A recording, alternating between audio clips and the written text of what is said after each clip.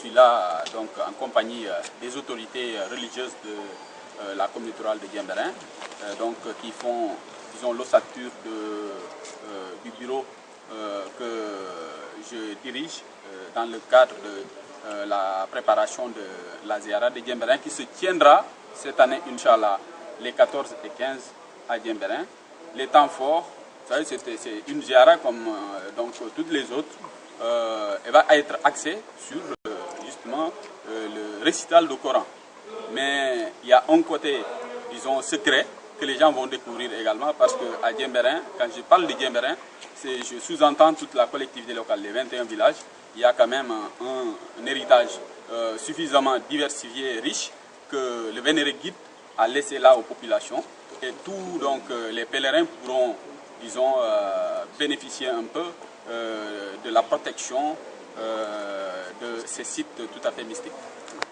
Oui, l'origine a été plutôt provoquée, la Ziara a été plutôt provoquée par, disons, la baraka des sites que nous notons aujourd'hui dans la collectivité locale. Parce qu'à l'époque, c'était suffisamment fréquenté, mais la fréquentation était, disons, presque clandestine. Elle était clandestine parce que c'était des individus isolés qui venaient parce qu'ils savaient pertinemment les valeurs et les vertus de ces sites-là. Mais aujourd'hui que la famille, surtout le comité régional, la coordination régionale du mouvement omarien, a pu vulgariser un peu à travers le monde ces sites-là, tout de suite, ça a fait justement le boom et c'est ce qui a provoqué la tenue de la Ziara, Inch'Allah, les 14 et 15 voilà, mars. Justement. Parmi les retombées, il faut retenir essentiellement, disons, la dividende touristique que la localité va collecter.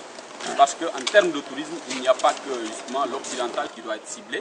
Il y a aujourd'hui également le tourisme culturel et religieux qui est très bien prisé parce qu'il est plus sain, c'est ma conviction, et il est plus porté au financement et au projet.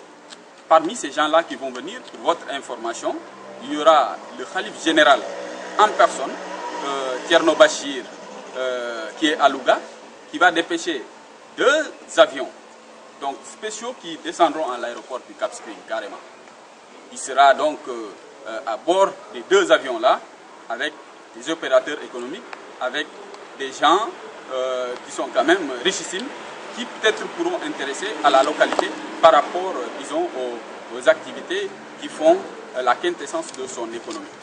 Voilà. Nous nous réjouissons beaucoup de la tenue de ce CRD spécial pour la préparation de la Ziara de Diembéring. Parmi les mesures, il y a l'acceptation par le gouverneur de s'approprier déjà la manifestation et de s'investir pleinement pour qu'elle puisse être une réussite.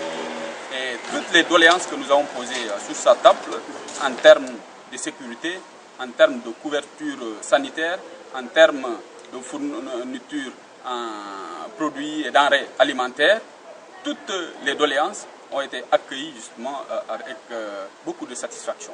Voilà pourquoi aujourd'hui notre espoir ne peut que grandir et on ne peut que remercier M. le gouverneur. Et tous les services qui étaient là ont été interpellés par rapport à l'électricité parce que tout simplement les sites en question ne sont pas encore suffisamment éclairés. Donc tout de suite le gouverneur a fait prendre des instructions tout à fait claires à M. le représentant donc la Sénélec qui était là pour que dans le délai le plus proche les sites puissent être éclairés. Voilà entre autres mesures que le gouverneur a bien voulu prendre séance tenante et vraiment nous remercions beaucoup sa spontanéité et sa générosité qui nous a accompagnés tout au long de la réunion aujourd'hui. Voilà.